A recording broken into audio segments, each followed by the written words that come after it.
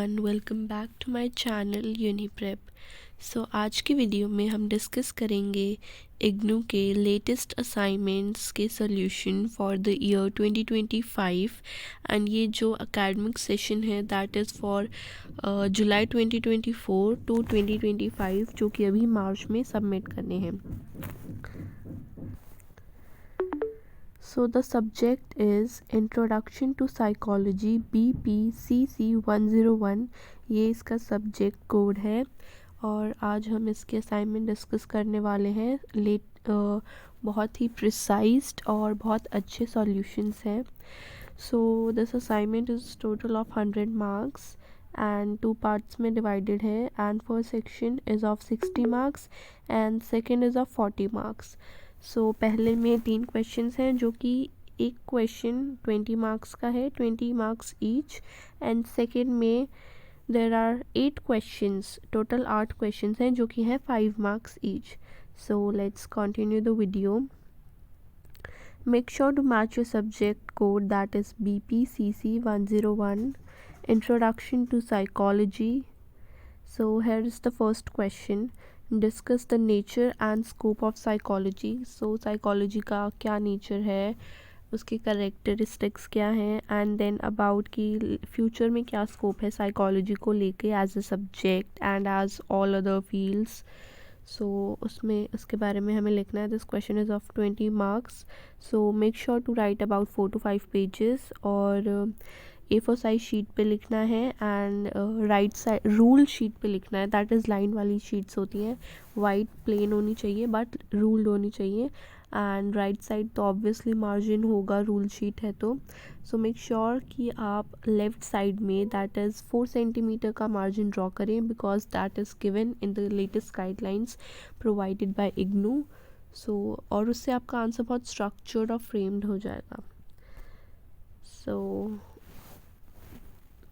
ये कुछ की एरियाज़ हैं साइकोलॉजी के that are developmental psychology, cognitive psychology, clinical psychology, counselling psychology, educational psychology, social psychology, and आप इनको सब हेडिंग्स बना के and then you can write their points in short paragraphs और either you can also write in bullet points.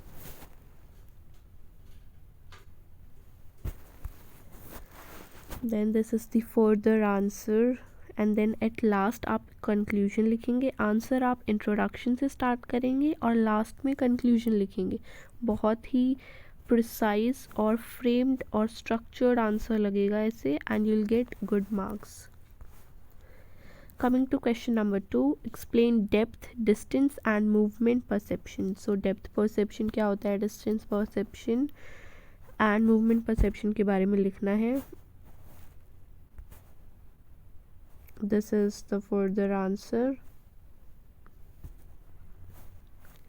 Make sure आपकी hand writing बहुत ही clear हो, ज़्यादा घिच पिच ना लिखा हो क्योंकि एग्जामिनर को इजी होना चाहिए चेक करने में, तभी वो आपको मार्क्स देगा। Then here is about movement perception. Then at last आपको conclusion लिखना है। Coming to question 3, discuss the concept, nature और scope क्या है of language. Then you'll write about the concept first, फिर उसका nature कैसा है, symbolic, systematic, social, productive. Then scope के बारे में लिखेंगे कि communication में बहुत help होती है, thought, culture, social interaction, cognitive development कैसे होती है हमारी language के through. Then at last conclusion. Coming to fourth question.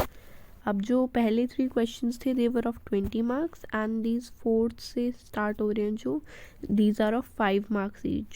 So total 8 question है जो 5 marks के हैं. So इनमें like 1 page is enough, 1 or 1.5 page according to your writing, it depends. So Muller-Ayer illusion के बारे में लिखना है इसमें। फर्स्टली आप इल्यूजन के बारे में लिखेंगे, देन वो होता क्यों है, व्हाई इट हैपेंस, फिर उसकी क्या सिग्निफिकेंस है, that you'll write. Then fifth question, Schachter Singer theory. फिर फिजियोलॉजिकल अराउजल के बारे में लिखेंगे, फिर कॉग्निटिव अप्रेजल के बारे में लिखेंगे। ऐसे ब्रेक डाउन करना है अपने आंसर को पॉइंट्स में। फिर उसकी सिग्निफिकेंस क्या है, that you'll write. Coming to question 6, drive reduction model of motivation.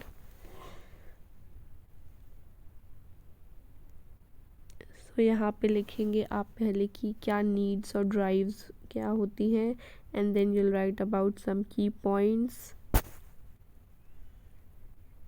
So take screenshot or make sure you pause the video and write down these answers in your answer sheet.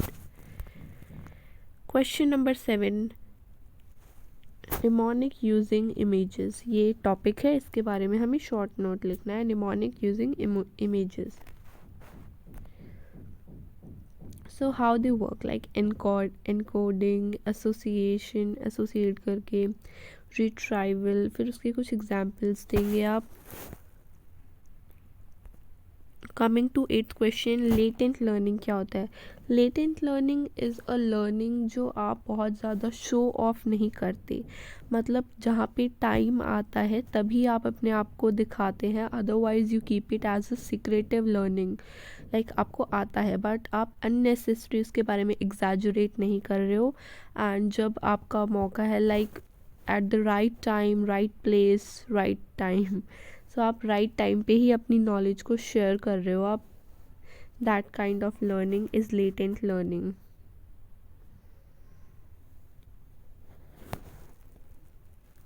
वो आपके subconscious mind में रहती है, बस आपको उसको show नहीं कर रहे हो, बट आपको जब ज़रूरत है तब वो इमीडिएटली आपके मतलब आपके माउथ से आ जाती है। Then 9th question, cognitive errors in decision making.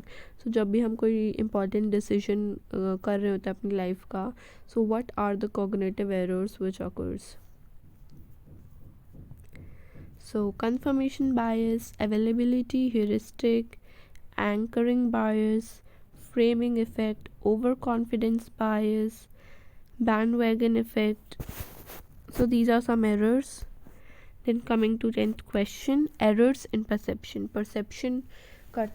perception जो होता है हमारा, उसमें क्या क्या errors आते हैं, like we form perception about some things or some people, so उसमें क्या problems होती हैं, like illusion, then hallucinations। कई बार हम pre perceive कर लेते हैं किसी को अपने आप से ही, illusion, we have not even met them in real person। Then misinterpretations, like I said, we incorrectly, like either of a situation or a person, we misinterpret the situation or person। misunderstandings, perceptual set, then कुछ contextual effects हो जाते हैं। So that's it for the video. I hope you liked it. So thank you so much for watching my video.